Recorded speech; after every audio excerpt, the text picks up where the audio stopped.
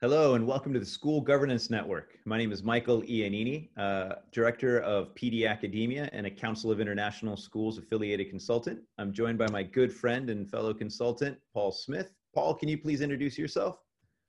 Hi, my name is Paul Smith. I'm the founder and CEO of the Future Directors Institute. Our mission is to equip and train and empower the next generation of boards and directors. So now, Paul, it's been a while since we've done a newscast, and usually what prompts this is just all the crazy things boards do at a time like this. So let me give that a little context of what the this is, coronavirus. So, Paul and I working monthly together, webinars, workshops, all sorts of consulting. Paul also, we're both authors. So when we get together and we start reflecting on what's going on in our world, coronavirus is understandably impacting boards across all industries. But let's talk about schools. And, here in Hong Kong, I'm not going to say this is ground zero, but American Airlines, United Airlines, they've stopped their flights to Hong Kong. Paul, I just sent my wife to Taiwan based on the fear that if we're in Hong Kong, no one is going to let us leave Hong Kong. Because you have these porous borders with China, which is, technically ground zero when you get to Wuhan. If you would have seen her flight, she sent me a photo of it. There was not a single person on that flight from Hong Kong to Taiwan. My wife is a teacher. So she's obviously very clued into student anxiety, parent anxiety. And this is all, even though we like to think we're rational people, and you look at the actual the rate or the mortality rate for this disease, it's lower than SARS, but nonetheless it's fueled such a panic buying. There are teachers that do not want to come back to Hong Kong. There are teachers that don't want to go back to China for sure. But guess what schools are telling them? They're saying, hey, you know what, as of February 4th we were supposed to be back in session. You're expected to be here. Schools are trying to make teachers work while students have been told to stay away by the government. So government policy is schools are closed. But a lot of school management are saying, just because students aren't here doesn't mean you shouldn't be working. And you can imagine this sort of environment. I'm getting emails and WhatsApps every day from teachers and leaders saying, what do we do? Should we leave? Should we not leave? Is this sort of school closure going to extend beyond March 2nd? Here's a small insight. I've talked and surveyed a few heads of school. Yes, they all believe that the school closures are going to go beyond March 2nd. On top of that, schools have been trying to come up with a response for how to have some sort of continuity in terms of delivering their curriculum. Newsflash, this wasn't the first time you guys ever had to deal with this. SARS, let's go back to 2003. Problem with schools, very few schools had board members with the school at that time, but board members, that's no excuse. For many of you in Hong Kong, I know you were here, so you should know about business continuity. Does your school have a business continuity plan? I'll tell you, they probably don't, because of the heads that I've surveyed and the parents that I've surveyed. People are pissed. What are we paying these schools for? And they're basically just dumping online a bunch of lesson plans and saying, hey, good luck. We'll see you in a few weeks. Make sure your kids do all this work. I mean, Paul, what's going on in Australia? Oh, well, if I look at the Australian landscape, and there's a huge amount of Chinese nationals who come to the education system in Australia, the proximity, the quality, the experience that happens from that. There's basically around about 200,000 students from China. Most of those, about 90%, are at university.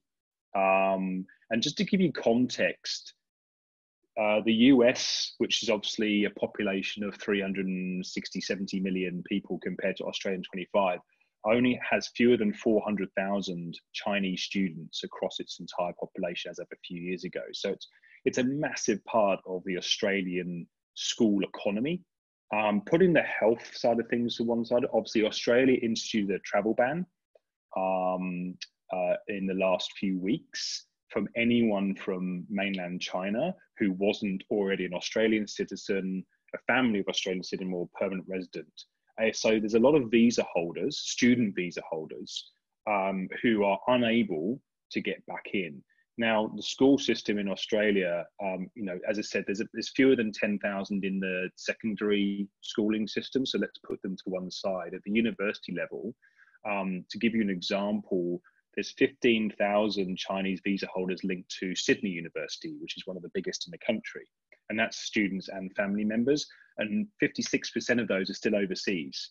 And the first semester starts in a few weeks. Now, Chinese students make up 20% of that university's total revenue. So if half of them are unable to attend, there's a potential funding shortfall of $300 million. That's significant. That's 10% of revenue for a massive university. Again, you talk about business continuity. You talk about any organization, any business of a certain size, if 10% of their revenue is wiped out straight away, it's a huge thing, right? And as I said, I'm putting the health concerns to one side. And universities here are rushing around trying to get online components, as you talk about, and dumping online. But one of the problems they have with the Chinese students is that most of them are using things like YouTube as a platform, and that's banned in mainland China. So again, they're having to try and find platforms and then reconstitute everything onto new platforms that are available in China. But then they're looking at, do we squeeze 13 weeks into 11 weeks? What are we doing? I think a lot of people in Australia assuming it's all going to be over in a few weeks' time. Whereas, and again, I think that's the conversation that's happening right now. Going back to what you're saying about, are we overreacting? Are we underreacting? If you think about actually contracting the virus itself, it really is like any other flu type virus. If you've got a weak immune system, you're vulnerable, like you're very young or very old, or you're pregnant or whatever it happens to. So, your Commonwealth Garden teacher or student is probably not actually that on threat, but that's what we think right now. Who knows where this might go? And so, again, and that's the thing about continuity. I think everybody's assuming it'll be over. In Australia, everybody's assuming, it's bad, but it'll be over soon. We'll work it out and we'll carry on. She'll be all right. That's the Australian way of thinking about, she'll be all right. It'll work out. But again, I think what's happening in, China and Hong Kong, given that what you went through with SARS and everything else, is a very different reaction. And I think boards are not really geared up for something of this magnitude. So, my question back to you, Michael, would be, if you're working with the boards right now, or you were sitting on a school board or a university board, what sort of conversations or actions would you be having, or would you have already done in the last few weeks? So, interestingly, when I think about the conversations that I am having with some boards right now, their main concern is, what is management doing? Because I tell you what, when it comes to the experience of a parent, like from the school I'm at, when it comes to the experience that other parents are having, and everybody's just like, they're upset because, how can you start school virtually but not have had the tools in place? You're just the schools are just kind of doing it as they go along right now. This is the learning curve, but we shouldn't be paying for you to learn as a school is the problem. So now imagine this scenario, and this did happen. You're at a function. Somebody comes up to you knowing that you're on the board of a school and basically says, hey, Paul, great to see you. How are you doing? What are you gonna do with your kids during this time? So they're just interacting with you parent to parent. And then it kind of comes up. Aren't you a little angry about the way the teachers have just put up the assignments for the next couple of weeks, given no instructions? They don't have any sort of class plan. But hey, here's the work. Don't worry. Now, that was a conversation a board member did have. I assure you that's a conversation that a lot of parents are directing towards board members whenever they get the chance to see them in those kind of personal settings. And I'm gonna throw it back to you. Here you're this board member, you're a parent, another parent has come up to you and voiced a frustration that you have yourself. what do you think the natural sort of inclination is going to be for that board member? I would say the natural inclination is to, you know, again, if you're playing two roles of a parent and a board director, is probably get on the defensive, especially if you don't actually have a contingency plan for this. You know, if you usually what happens if you don't have the information is you get quite defensive about what you're doing because you're representing a school and you don't want to put the school. But also as a parent, you might be sort of going, well, you might start gossiping about, you know, nothing's happening. I'm trying. We're the board, but we're not working on it day to day. And I think the encouragement for board directors is if you don't have contingency plans, which a lot of them may not, they're probably running around as headless chickens going like, what do we do? What do we do? This is too big. Yeah. Like, how do we communicate? And, you know, and again, because there's this risk element of that there's a loss element here. There's a loss aversion element to it, whereby, you know, if we don't get this right, we're going to lose money, status, whatever it happens to be. And it's too much. And I think the best thing that can be done right now from a communication point of view is just be honest. You know, this has hit us for 6.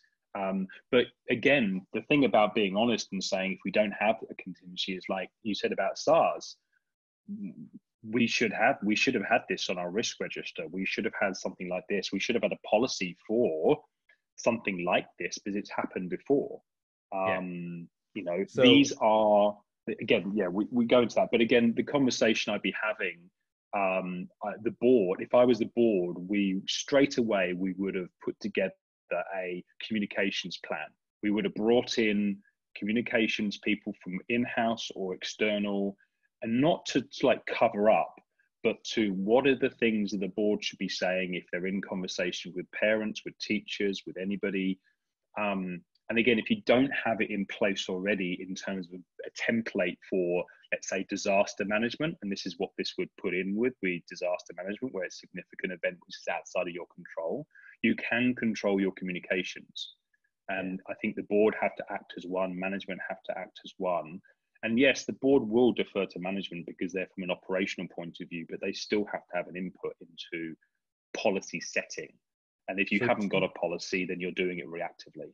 So 2 very good important points. Number 1, as a board member, hopefully you're seeing yourself as part of that school team. You want to defend the school. Number 2 is that anybody on the board needs to be prepared to have to communicate at any moment because they're out in the community. So therefore you should know at this point, hey, newsflash, you should be knowing what to communicate. Now, here's a flip side. And for me, what this brings up is I'm that board member, I'm at this cocktail party and I'm thinking, yeah, what the heck are those idiots doing? How come they don't have a plan? And, you know, the seeds of dissension start to sow in such a way that this is where the board management breakdown happens. So if I'm called in to consult a board, I'm first going to say, hey guys, remember, we're on the same team, right? We're on the same team. You're hearing things, you have concerns, but we need to assume positive intent and we need to work for impact. We need to work for the community. So first things first, let's sort out the roles and responsibilities. I'm just going to give you a quick look at my sample governance handbook that I use.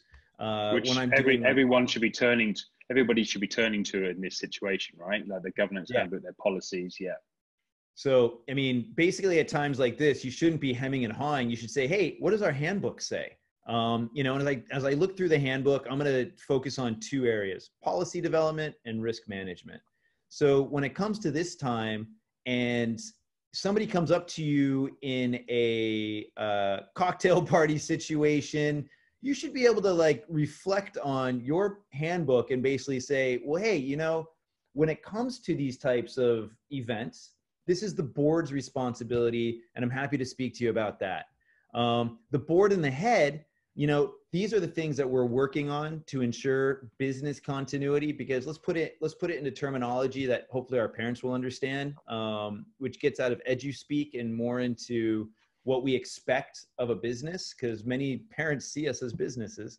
And then lastly, hey, this is the head of school and his or her team's roles. So let's give them the time and the space to work through this. Because ultimately, when we reflect on the management of this head of school, or the head of school and his management or her management team, one of the things we have to take into account is that these teams, like the average tenure for a head of school is like 3 years. That since SARS, that was what, like 5-6 heads of school ago. So there's a pretty good chance this head of school doesn't even know what SARS is until just about a month ago. And then when you think about the management teams, you know, there are quite a few administration staff that I do meet in schools that have been around for about 15, 20 years in a school, but they've never been in a deciding or decision-making role or leadership role. And it's at times like this where the educators need to rely on their local staff and say, hey, you were here 15, actually, this is going back 16 years ago. What did we do? Right? Bring them in, utilize that knowledge. Take advantage of it, and that's their job. And then lastly, hey, boards, do you have a risk management policy? Do you understand what risk management is and what your job is in relation to it? So if I'm working with the board, number one, hey guys, let's maintain that relationship. Let's not start to undermine it by thinking, how were you not prepared? Let's start working as a team to see how we can make up that ground, how we can use our communication specialists, like you were talking about, so that we can have a strong message. You should have had this message last week before people were supposed to come back, and then and that should be in your books as well. And from there, all right, hey, let's just reestablish we're a team. Let's rebuild that rapport. Now let's go through what we have. Let's fill in the gaps, and let's utilize staff and people that were around during that time so we get a good idea about what we're doing.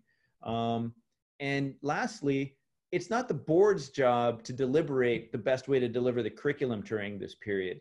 But I think it is important to note that whatever the board is being told, the administration is probably getting 3 or 4 times louder from parents. And parents are starting to go to the board now just because they're not feeling heard. So then the board's job is really, what can we begin communicating so that people do feel heard to reinstill confidence in our management?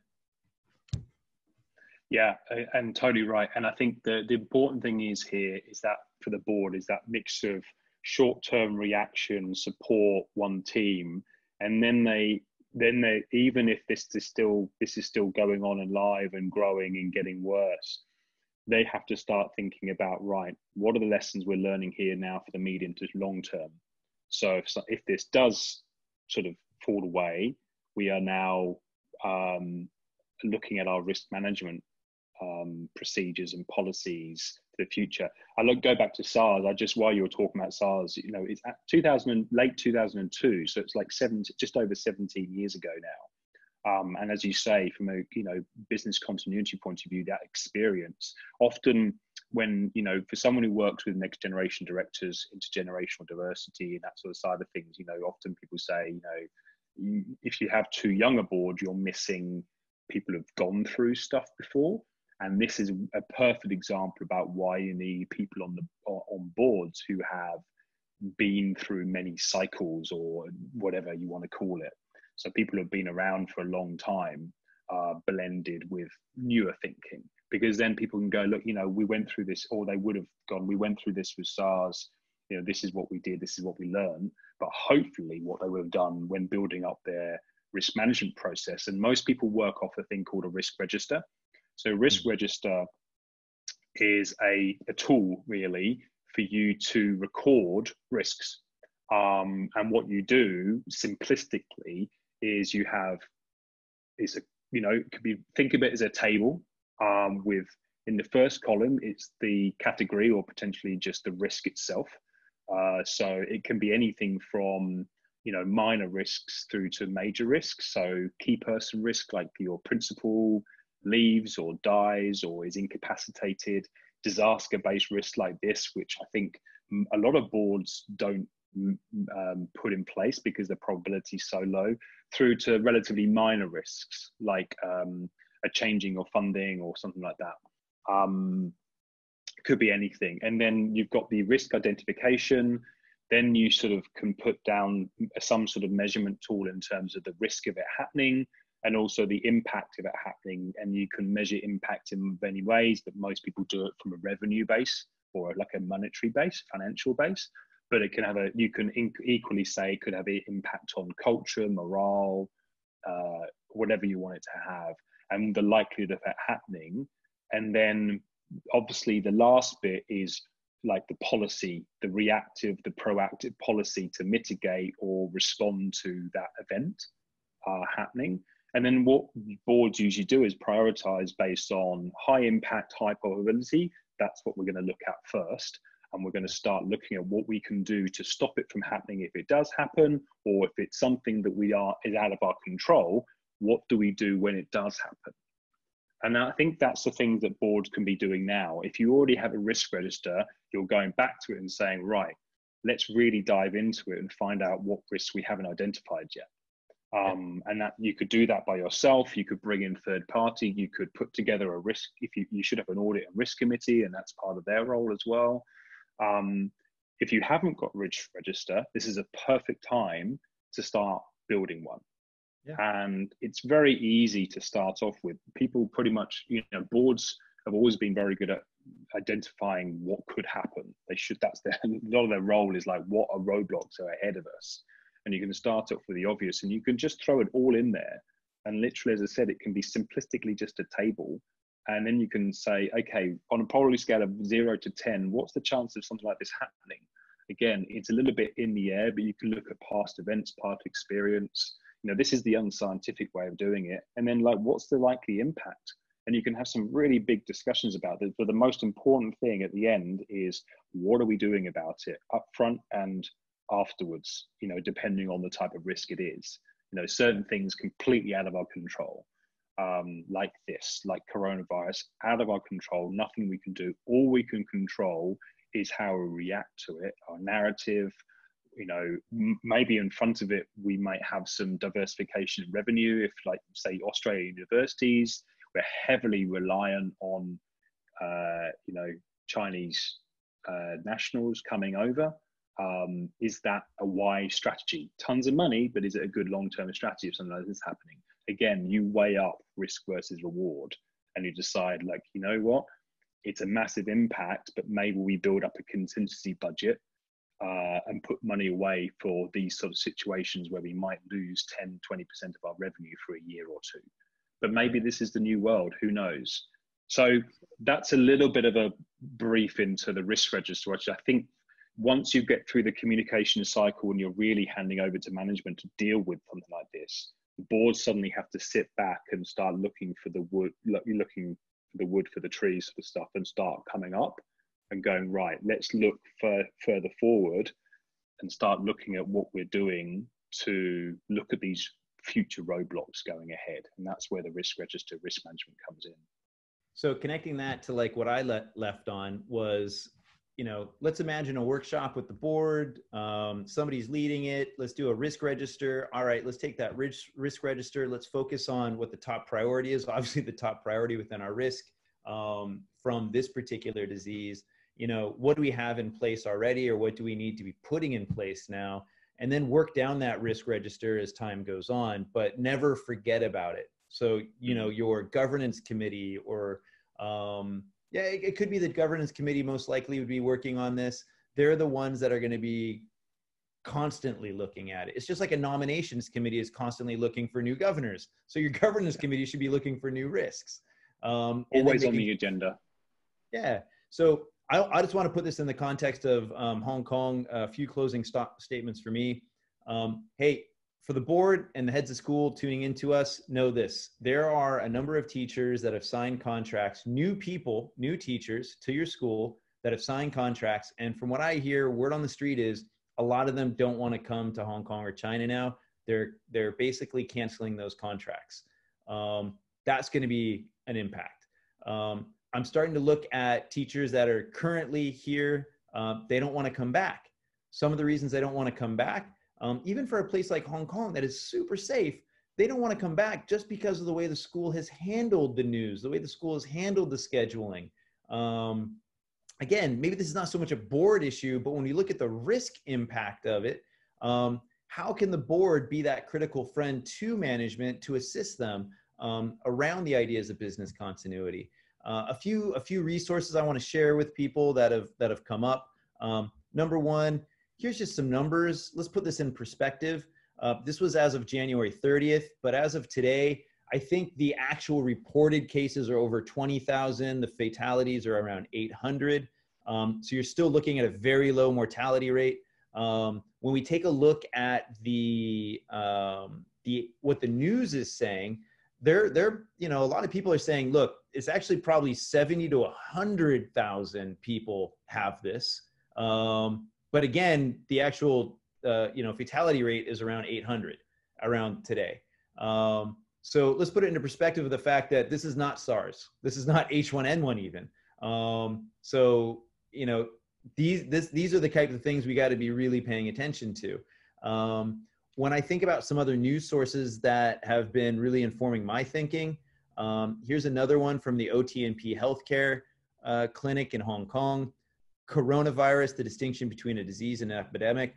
Very well written article, incredibly well written. It really puts things into perspective, strips out all the sensationalism of the numbers that the news is focusing on, and really helps us understand the difference between this as a disease and an epidemic. Because the word pandemic, I think, just really, really fosters a greater fear.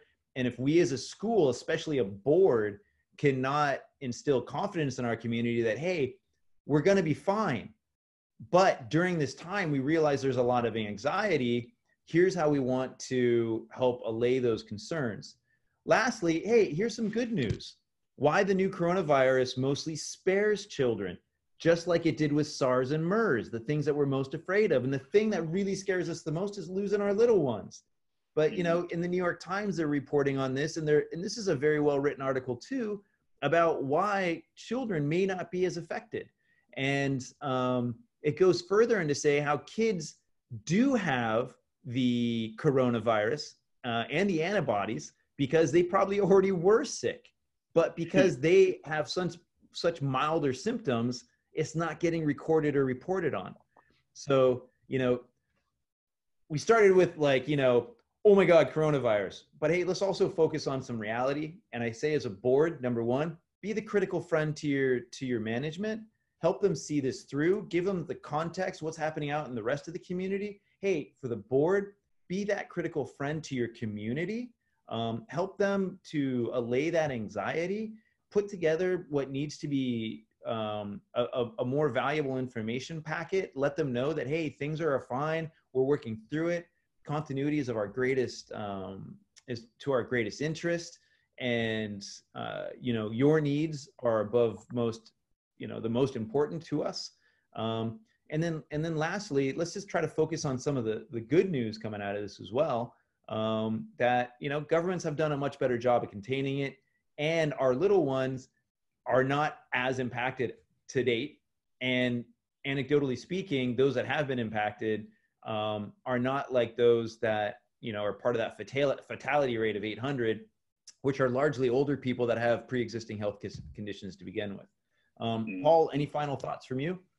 Yeah, look, from a governance perspective, I think it's a wake-up call for boards, especially school boards, but obviously multiple industries are being impacted from this. Obviously, from a manufacturing point of view, when their manufacturing base is China and other sort of worker mobility, etc. But from a governance point of view for schools, there should be a wake-up call to start developing your risk register if you haven't already.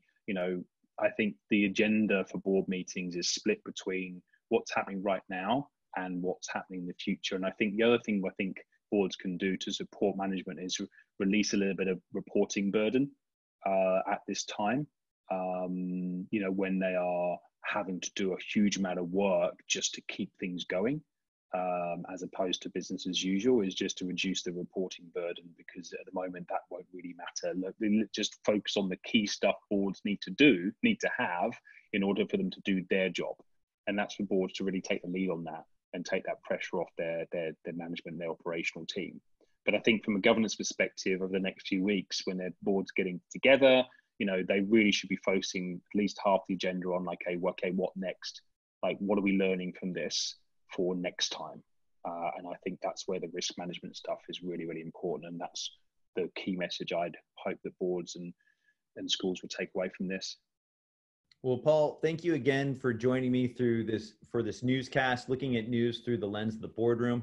I think we really unpacked quite a lot.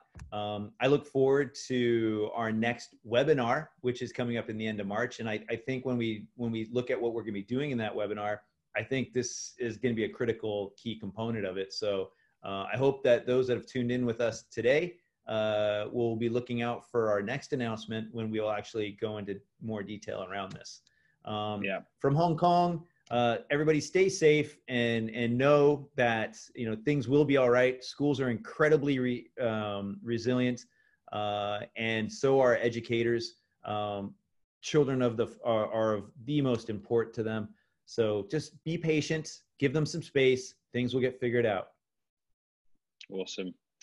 Well, and again, for everybody else, don't forget to check out our other webinars on our YouTube channel, School Governance Network, or to join our LinkedIn group under School Governance Network for more information, more articles, more webinars, more newscasts that we're constantly sharing. But as Michael said, stay safe, and thanks so much for joining us.